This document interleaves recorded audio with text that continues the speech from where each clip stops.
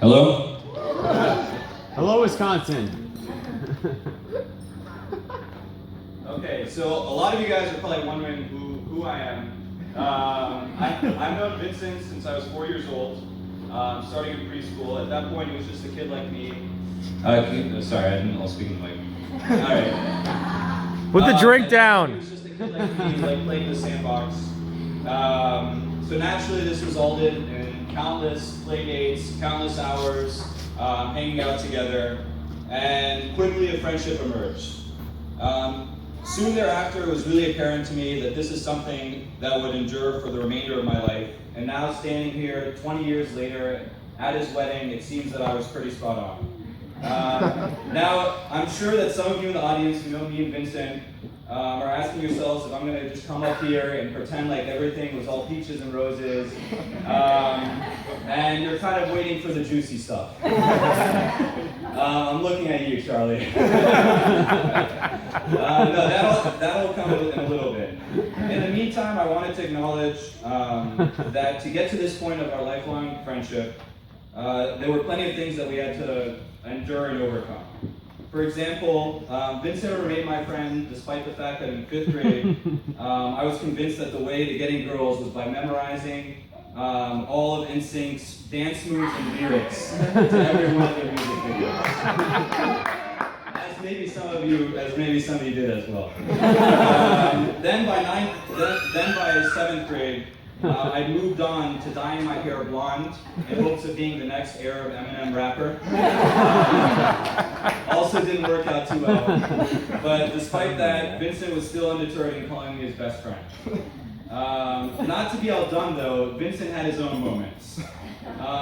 Throughout middle school and high school, Vincent was a huge Blink-182 and Avril Lavigne fan. Yeah, he decided that the ticket to being cool in middle school was being a skater dude and being able to shred mean solos on his electric guitar. Yeah, every opportunity Vincent had, he would run around playing the air guitar solo on his free time in the halls of high school. And flicking his hair, as was well documented yesterday. He was also a perennial embarrassment in our fantasy football league. He actually got kicked out this past year because he had gone 2-24 in the last 2 years. He was a league champ, but despite that, there was one point where he had drafted Hines Ward, even though Hines Ward had been retired for 3 years. Just to give you an idea of who I But to me, it didn't matter, and what was infinitely more important was that this was a guy that I could count on, and you guys might wonder for what. He was always there to listen and offer me his pragmatic perspective on things. He was honest with me when he thought I was messing up, which was really frequently. He would do me favors on a moment's notice if needed. And maybe most importantly, he treated me as though I was his brother, and he insisted that his family do the same.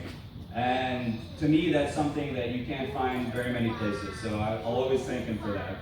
Just as an example of that, there was a time when me and Vincent's family went to the beach. They have a condo in Ocean City. And at one point, his dad came out to the porch where we were all sitting outside and talking. And his dad looked at Vincent, and he gave him the signature finger over with the swing. If you know Vincent's father, you know that's not good news.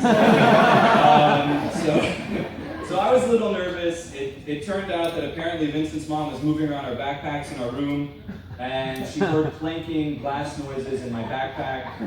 I had hid 12 beers ever so secretly in there. And though I obviously still got in trouble for this, Vincent helped diffuse the situation. He, by covering for me and saying that it was for both of us, it wasn't. He knew that although I was carrying the beers, he had told his parents that we had purchased them together, and that if it was exclusively me, his parents would label me as the problem child and try to break up our friendship. I think at that point, though, it was pretty obvious that I was the problem child. But But yeah, I mean, it wasn't only times that we were in trouble when he had my back, in good times too. He was there when I had my first crush. He was there when I graduated high school and elementary school. He was there when I was going through my first serious relationship. For all those experiences, he enjoyed in my successes as much as his own. You found an incredible man. And I know this because if he's even a fraction as good a husband as he is a friend, then you guys will be happy together for a long, long time to come. Cheers.